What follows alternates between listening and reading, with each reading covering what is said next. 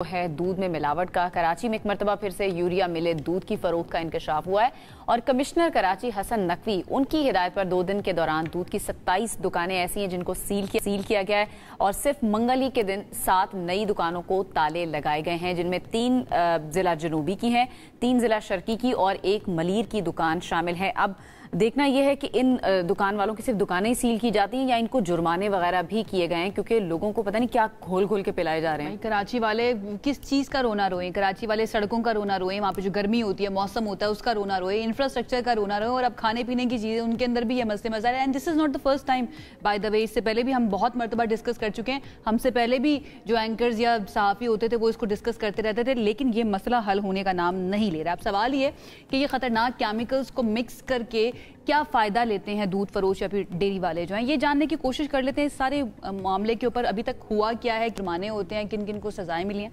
हमारे साथ इस वक्त food science expert doctor Syed Mohammad Gufran साहब मौजूद हैं।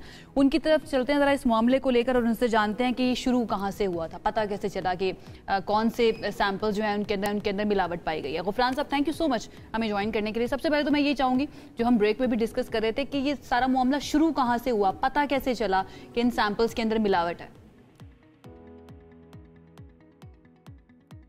Thank you so much. देखें, आपने जो बात शुरू करने की है, तो हुआ ये कि सिंध फूड अथॉरिटी जो है मुख्तलिफ चीज़ों के ऊपर जो है ना वो कुछ ना कुछ टेस्टिंग्स करवाती रहती है। इसकी समझने एक तरह से कुछ टाइम के बाद जो है वो कोई ना कोई पूरी ड्राइव चलती है। तो मिल्क की ड्राइव आमतौर पे सर्दियों में और गर्मियों में एक बार होती है। तो जैसे हमारे पास जो लैब है, इसमें कोई तीसरी मरतबा जो टेस्टिंग हुई थी समर सीजन के अंदर, यानी मई के अंदर जो है, उसमें हुआ ये कि 174 सैंपल्स हमारे पास आए थे और उसमें से जो है वो तकरीबन 50% सैंपल जो थे वो अडल्ट्रेटेड निकले थे। तो उसके ऊपर जो है अभी लास्ट मंथ जो है वो एक बड़ा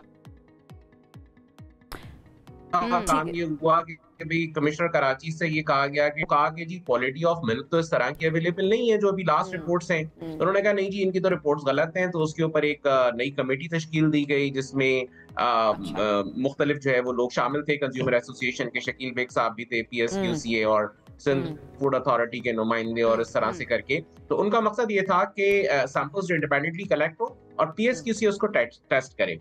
तो 54 सैंपल्स जो हैं वो कराची में से कलेक्ट किए गए, और जिसकी आपने अभी डिटेल बताई मुख्तलिफ जगहों से जो सैंपल निकले, तो उसमें 27 सैंपल्स, अगेन 50% सैंपल वो अडल्ट्रेटेड पाए गए। उसमें फॉर्मेलिन भी डिटेक्ट हुआ, यूरिया भी है, पानी तो खैर एक कॉमन चीज काउंट होती है। तो आप अंदाजा लगाएं कि जब ये सारी चीजें जो है, जो कि सबका बुनियादी हक है, यानी पानी मिलाना भी एक तरह से कह लें कि एक नुकसानदेह चीज इस लिहाज से मैं कहता हूँ कि जो एक ग्लास दूध या एक ग्लास कप आप दूध समझ के पी रहे हैं, दरअसल वो दूध नहीं है। लेकिन जिस तरह की खबरें आ रही होती है ना कि क्या कुछ मिलाया जाता है, तो पानी मिलाने वाला ना हमें बहुत ही नेक लग रहा होता है कि चलो सिर्फ पानी तो मिलाया ना और कोई चीज नहीं मिलाई है। जैसे यूरिया के बारे में ये खबर मुझे पता चली, ये वो चीज केमिकल्स मिला देते हैं, बच्चों की ग़िज़ा है, बच्चों को दी जाती है, या फिर अगर बीमार हो जाए उसको कुव्वत के लिए दी जाती है। तो अल्टीमेटली उल्टा ये नुकसान दे रही हो, तो डेफिनेटली ये बहुत ही बड़ा मुझे लगता है इसके ऊपर सजाएं होनी चाहिए।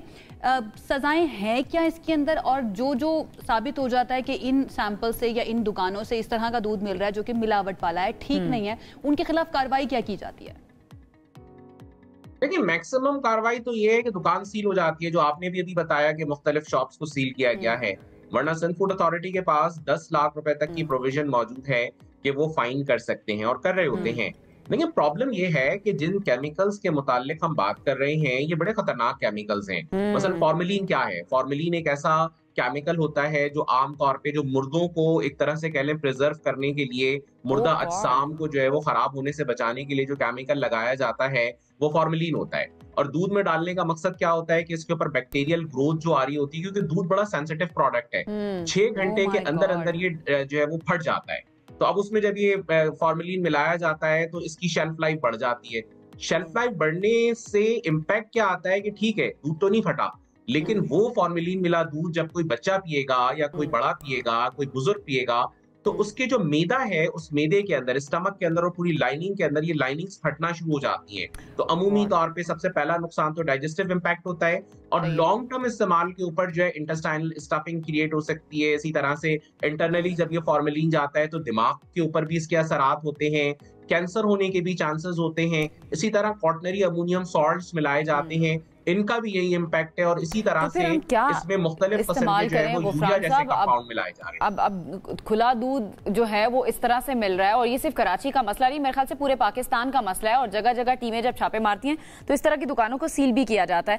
अब पहचान कैसे हम करें, हमें कैसे पता लगेगा एक आम सारिफ को कि भाई ये वाला दूध जो है ये बिल्कुल ठीक है? देखिए, वैसे तो आप घर में यानी खवातीन मेरा ख्याल है बड़े अच्छी तरीके से पहचान लेती हैं, टेस्ट के जरिए से, उसकी कंसिस्टेंसी या थिकनेस के जरिए से, और उसके अलावा उसके कलर के जरिए से। लेकिन ऑथेंटिक टेस्ट आपको लेबोरेटरी से ही पता चल सकता है, स्पेशली ये जो अडल्ट्रेशन के टेस्ट है ना, जो एक तरह से कह लें कि दूध के अंदर जिसको हम मिलावट कहते हैं किचन के तहत, उसकी शेल्फ लाइफ बढ़ाने के लिए हो, उसके वॉल्यूम बढ़ाने के लिए हो। उसके अंदर मजे की चीज ये है कि समटाइम्स ग्लूकोज भी मिलाया जाता है, मसलन पानी मिला दें तो टेस्ट थोड़ा सा डिक्रीज हो जाता है, मिठास कम हो जाती है, तो इसमें ग्लूकोज भी मिला दिया जाता है। इसमें फैट की कंसेंट्रेशन थोड़ी सी कम होती है, उसको पूरा करने के लिए एक्स्ट्रा फैट भी मिला दिया जाता है। समटाइम्स दूध को पूरा रिकॉन्स्टिट्यूट कर लिया जाता है, यानी रिकॉम्बिनेशन का मतलब ये है कि इसके मिल्क पाउडर लिया, पानी लिया, दूध आ ही नहीं रहा है, और उसके अंदर जो है वो मुख्तलिफ केमिकल्स वगैरह डाल के उसको तैयार करके मार्केट में बेचा जा रहा है। ये केमिकल्स, ये यूरिया, ये जो चीजें आप बता रहे हैं जो मिक्स की जाती, क्या ये इतनी सस्ती होती हैं पैसों वाइज? मैं बात करूं तो इतनी कम पैसों में आती हैं कि आप दूध के अंदर ये मिला के आप अपना खर्चा निकाल रहे हैं, यानी इसकी कॉस्ट में इतना फर्क होता है?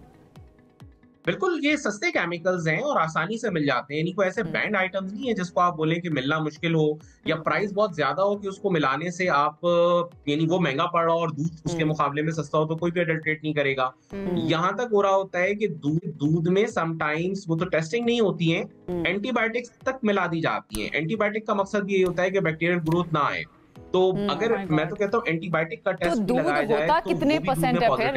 अगर चले हम मिलावट वाला दूध इस्तेमाल भी करें, उसमें से हम ये कह सकते हैं कि 50% वो दूध मिला रहे हैं और 50% कोई और चीज मिला रहे हैं? नेक आदमी है अगर ये काम कर रहा हो।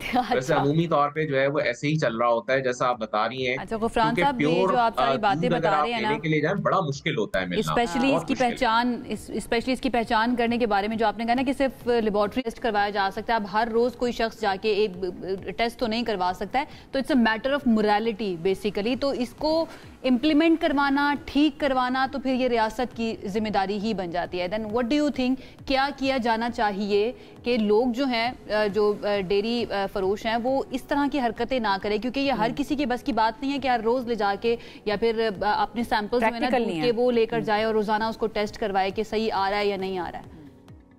देखिए, इसका बड़ा सादा सा हल ये है कि आपके जो इदारे हैं, जो गवर्नमेंट ऑफिशियल्स हैं, गवर्नमेंट अथॉरिटीज हैं, जिनका ये जिम्मा है सेफ फूड की प्रोविजन देना, चाहे अथॉरिटीज हो या कमिश्नर कराची लेवल का जो एक लेवल है जो सबको मेंटेन करता है, उनकी ये जिम्मेदारी बनती है कि इसके ऊपर इतना अच्छा आपकी पौनाय होना चाहिए कि वो चीजें करते हुए लोग डरें जो ये 2 नंबर काम कर रहे हैं, और इसकी बाकायदा तौर पे सर्विलियंस होनी चाहिए और इसकी पकड़ होनी चाहिए, और इसके ऊपर निशानी इबरत बना देना चाहिए ऐसे तमाम लोगों को निशानी इबरत बना देना चाहिए, ताकि कोई और हिम्मत या जुर्रत ना करे, क्योंकि जो हम खा रहे हैं वो हमारी जरूरत है, उसके बगैर हम जिंदा नहीं रह सकते। अपने बच्चों को वो दे रहे होते हैं